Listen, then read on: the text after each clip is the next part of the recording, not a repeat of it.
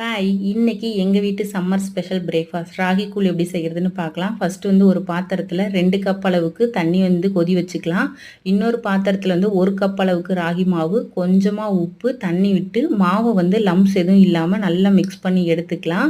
1 cup அளவுக்கு ராகி மாவு எடுத்தாலே 4-5 பேர் வரைக்கும் குடிக்கலாம். அந்தளவுக்கு மாவு வரும். இப்போ வந்து தண்ணி நல்லா கொதி வந்ததுக்கப்புறமா மிக்ஸ் பண்ணி வச்சுருக்கிற ராகி கூழை வந்து அது கூட ஆட் பண்ணிக்கலாம்.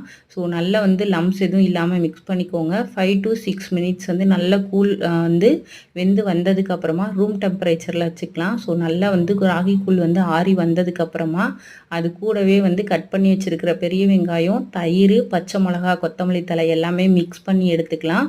ஸோ இது கூட வந்து வத்தல், ஊறுகாய் எல்லாமே வந்து செம்மையாக இருக்கும். நான் வந்து இன்ஸ்டன்ட் மேங்கோ பிக்கிள் அதுதான் ரெடி பண்ணி வச்சுருந்தேன்.